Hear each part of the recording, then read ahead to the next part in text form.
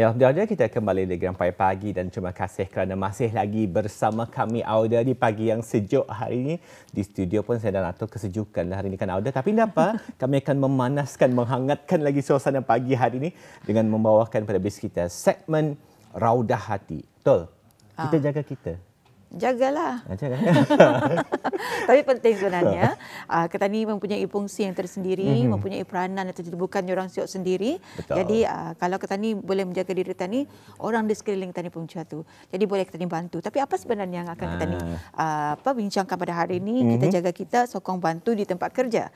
Terutama sekali tempat kerja. Tapi mungkin ini boleh membantu kita ni lebih menjurus dan juga lebih jelas lagi bagaimana peranan kita ni berada di tempat bekerja. Dan untuk memberigakan, menerangkan lagi kepada bis kita mengenai dengan topik hari ini, ialah narasumber kita, narasumber telah pun kita jemput yang berada di sebelah saya. Saya ingin memperkenalkan kepada Auda. Kita terus saja menyapa beliau. Saya perkenalkan dulu, kita bersama dengan Yang Mulia Tuan Haji Amir Syukri bin Haji Zawawi, merupakan seorang pegawai kaunselor kanan. Assalamualaikum. Waalaikumsalam warahmatullahi Apa kabarnya hari ini Tuan? Alhamdulillah sihat. Sehat? Dini sihat? Alhamdulillah. Betul juga. Ya, sehat. Sudah sarapan Tuan? Sudah alhamdulillah. Alhamdulillah. Itu penting Tuan untuk menceriakan suasana, perut mesti kenyang, mood mesti happy Alhamdulillah. Ya. Jadi topik yang kita dibincangkan hari ini Tuan memang agak menarik. Kita jaga kita, sokong bantu di tempat kerja.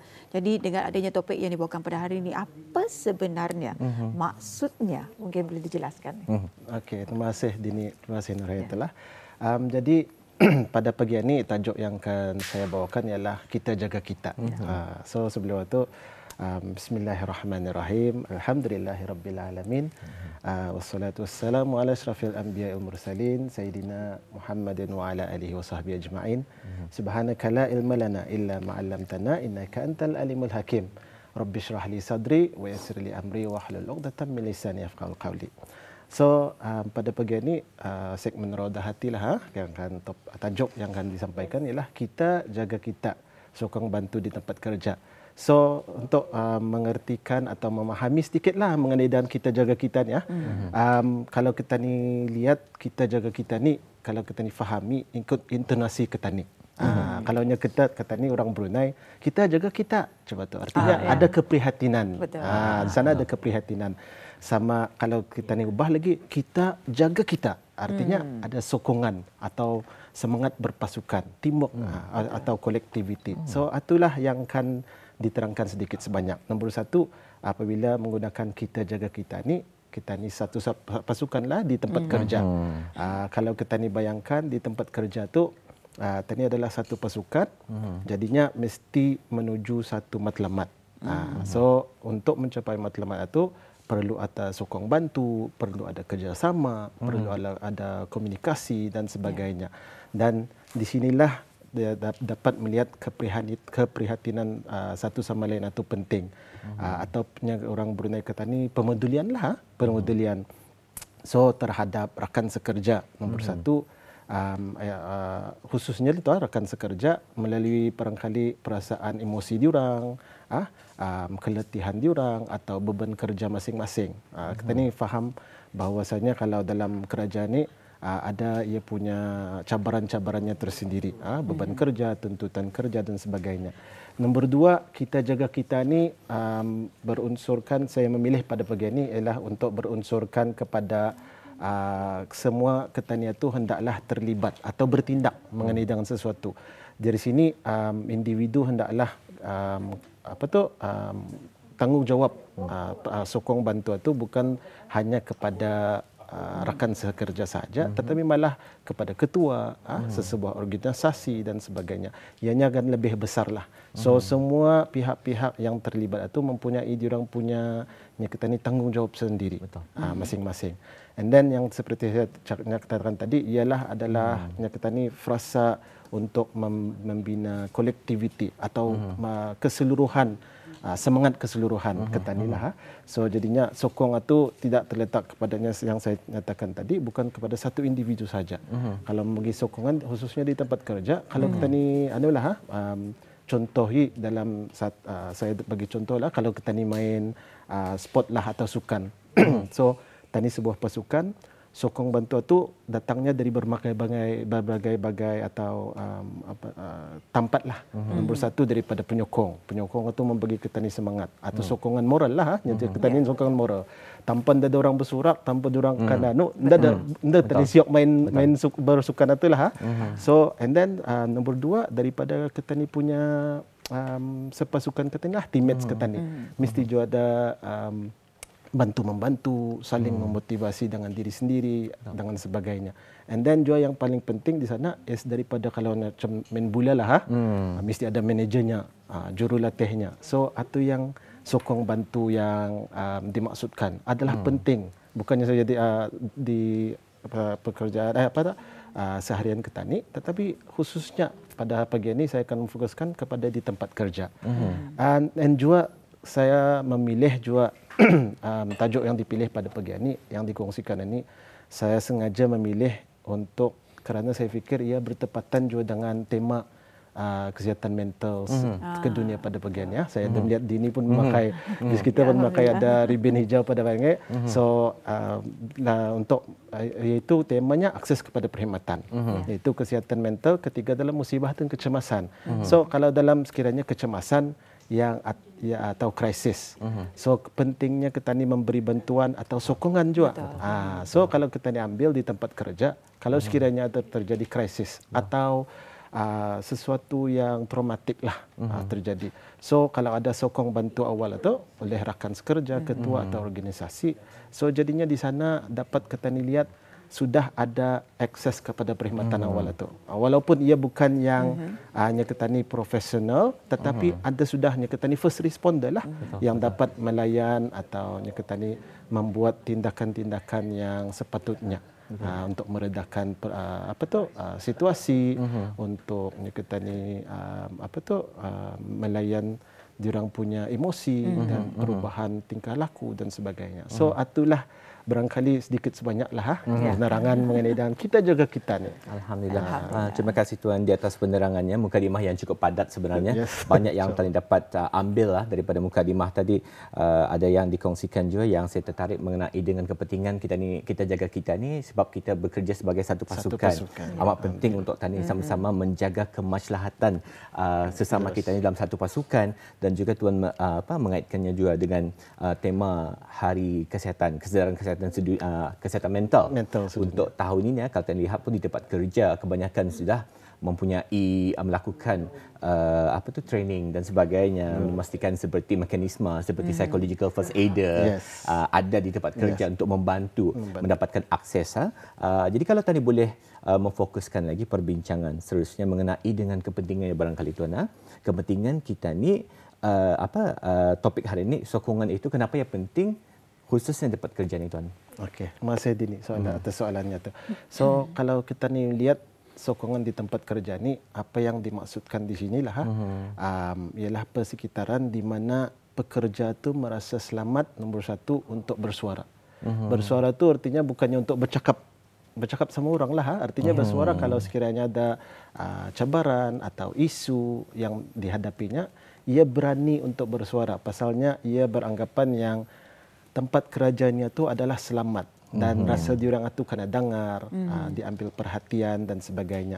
Nombor dua ialah apabila kita ni mendapat sokongan di tempat kerja ni, kita ni ada mendapat tahu hala tuju kita ni itu atau matlamat kita ni, bukan saja matlamat bahagian atau jabatan kita ni atau kementerian kita ni, tetapi matlamat diri kita ni sendiri kalau ada sokongan di tempat kerja tu. Seperti yang saya kongsikan tadi lah, kalau sekiranya kita ni sebagai pekerja lah, tania ni selalu setiap hari sebenarnya terjejas dengan keadaan-keadaan yang sering memberikan kita ni stresnya kita ni, tekanan atau kita ni maksudnya isunya ialah burnout.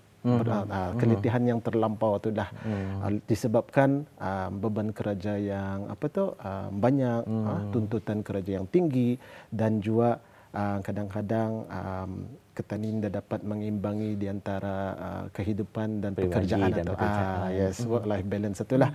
So di sanalah terjejasnya. So and then juga kadang-kadang bukan saja isu atau cabaran di tempat kerja tu, tetapi juga cabaran di rumah kadang-kadang atau isu yang kita ni hadapi di rumah terbawa-bawa atau inda dapat ketani separatekan atau asingkan lah. So itu yang menyebabkan ketani motivasi ketani turun, produktiviti ketani turun. So apabila sokongan di tempat kerja ni ada, dan itu yang pentingnya di sana dapat ketani memutus atau rangkaian sebab akibat atau cause and effect ini. Saya bagi contoh cause and effect inilah. Kalau sekiranya mula-mula ketani ada tekanan di tempat kerja. So jadinya apabila ketani ada tekanan itu, emosi ketani pun terganggulah. Marah. Kadang-kadang tempat masa marah itu menangis juga.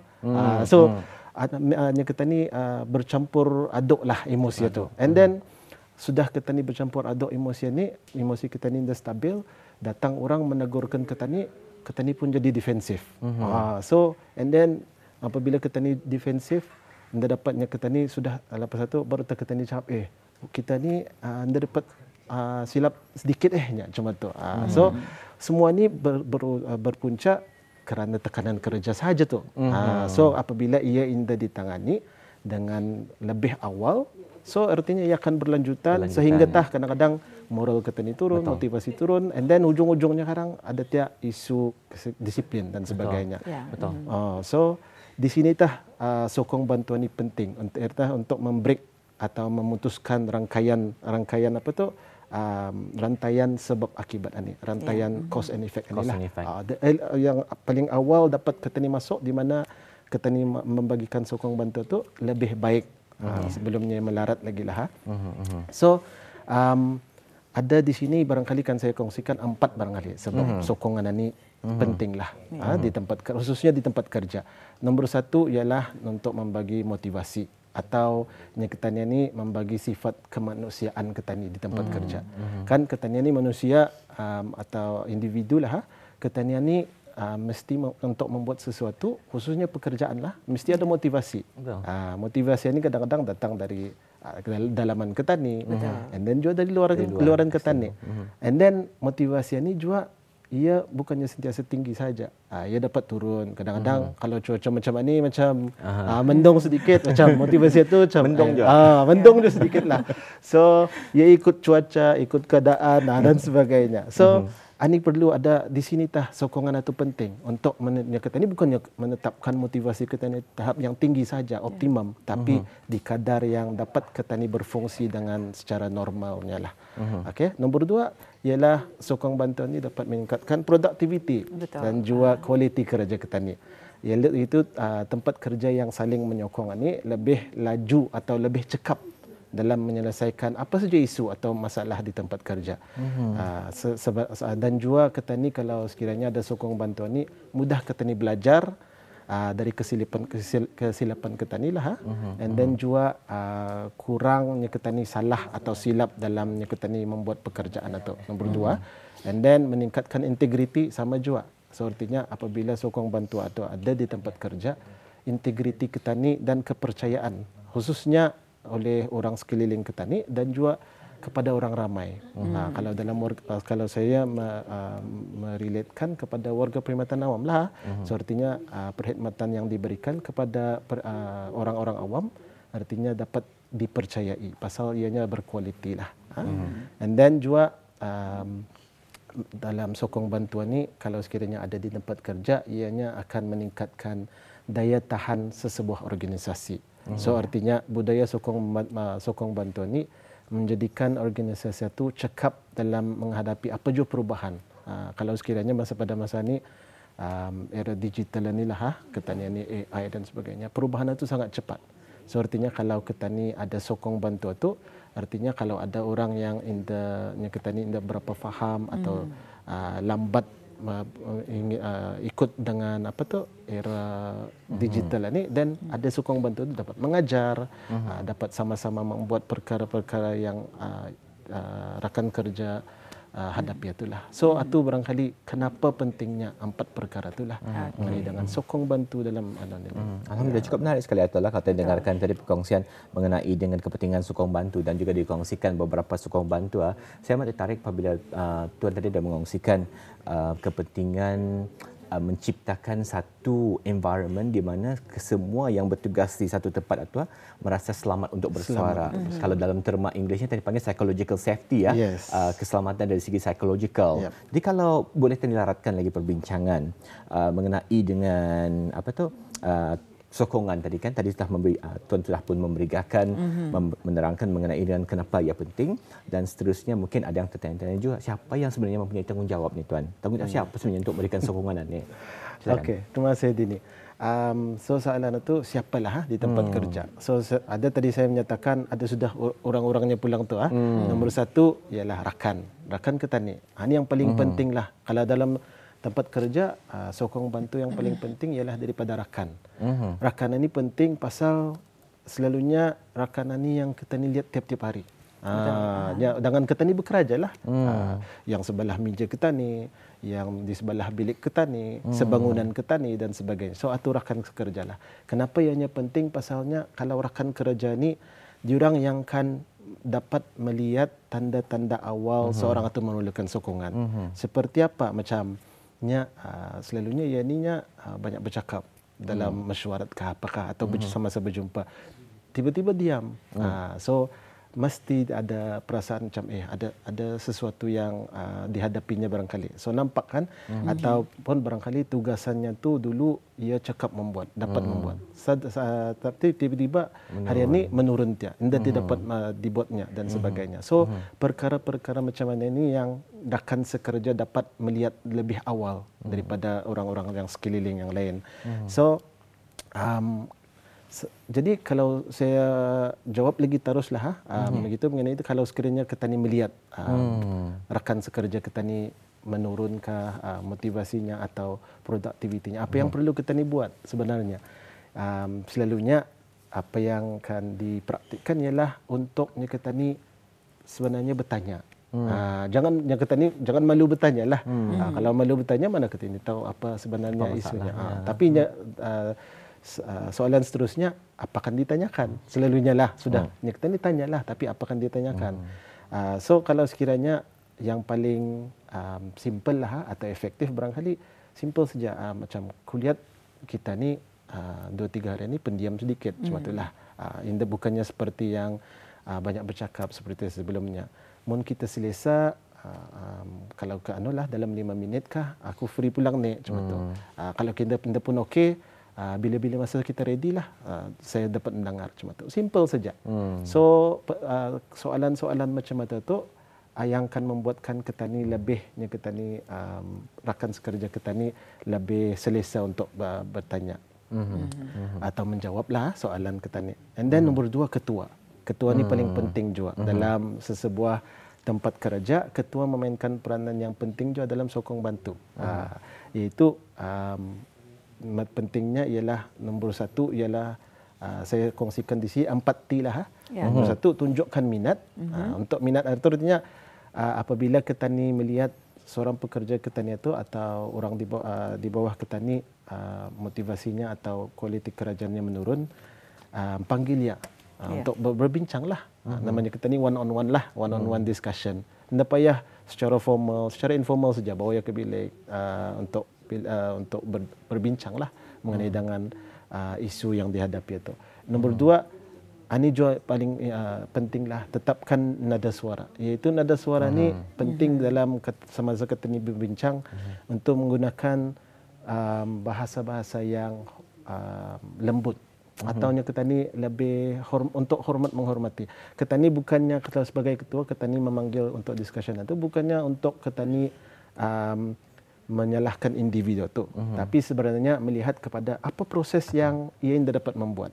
So gunakan nada suara yang lembut lah, bukannya untuk mengkritik sebenarnya. And then nombor 3 ialah atau tegas dalam keutamaan.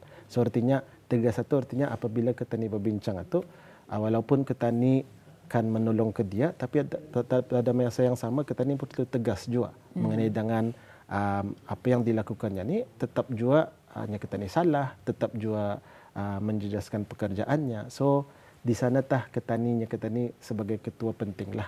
And then last kali yang terakhir ialah organisasi.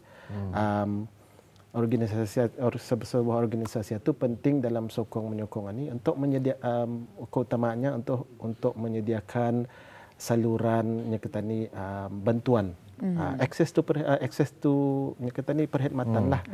So perkhidmatan itu seperti apa? Kalau sekiranya ia ada isu kesihatan mental, so dirujuk kepada pakar-pakar kesihatan mental profesional lah. So organisasi itu ada menyediakan nyeketani pilihan atau dapat merujuk untuk menghadiri sesi kaunseling kah, atau berjumpa dengan pakar psikologi dan sebagainya. So itulah bagi saya tiga individu atau pihak-pihak yang sangat penting dalamnya kita ni menubuhkan sokong bantu yang sangat efektif kalau kita ni adalah di tempat kerja. Jadi di sini Tuan, kurang daripada 2 minit. Jadi apakah langkah yang dapat dilaksanakan sebagai permulaan dalam membudayakan sokong bantu di tempat kerja ini? Okey. So sebagai tips lah, kalau saya buat di sini barangkali yang dapat dilakukan oleh sekretari semua lah. Kalau sokong bantuan ni seperti yang saya nyatakan tadi ialah untuk mendengar. Dengar, DENGAR. So artinya seperti saya jadikan akronim lah, dengar. So D iaitu dengar dengan penuh prihatin. So sepertinya saya nyatakan tadi, ketua. Kalau ketua berbincang sama orang atau rakan sekerja lah, berikan penuh perhatian kepada orang itulah. Penuh perhatian. Nombor 2, apabila kita ni berbincang atau bercakap sama orang itu dengan penuh empati. Bukannya simpati boleh, empati lebihnya kita ni baiklah. And then nombor 3 ialah untuk menormalisasikannya. Menormalisasikan ini untuk membiasakan dalam sesebuah tempat kerja tu menormalisasikan bertanya untuk lebih prihatin. And then gali perkara isu ini dengan perlahan. Gali dengan perlahan, bukannya kan nyeketani melihat apa isunya di sini. Ada berapa 5 tu kan diselesaikan. Indah satu persatulah. And then A ialah untuk kalau sebagai rakan atau ketua bagi arahan dan kepada beberapa pilihan. Kalau sudah ketani dapat tahu proses mana yang rakan sekerja ketani itu menghadapi isu, beri pilihan. Ada dibagi body system kah dan sebagainya. And then yang paling penting R tu ialah untuk merahsiakan apa jua perbincangan. Rahsia ni paling penting pasal segala perbincangan itu kadang-kadangnya isu itu sangat sensitif. So rahsia itu meningkatkan kepercayaan dan juga integriti sebagai ketua, sebagai rakan dan sebagai organisasi. So dengarlah kalau dalam sokong bantu itu. Alhamdulillah. Jadi sangat padat dengan topik yang kita bincangkan pada hari ini. Kita jaga kita sokong bantu tempat kerja. Semoga dengan ilmu yang kita dicurahkan ini dapat kita praktikkan. Kalau selama ni kita ni kurang mempraktikkan, tadi bermula pada hari ini dan belum terlambat untuk kita ni melaksanakannya. Jadi ribuan terima kasih kami ucapkan kepada Yang Mulia Tuan Haji Amir Shukri bin Haji Zawawi, iaitu selaku pegawai Kaunselor Kanan. Terima kasih Tuan dengan ilmu yang diberikan pada hari ini. Terima kasih. Waalaikumsalam warahmatullahi wabarakatuh. Jumpa lagi insya-Allah.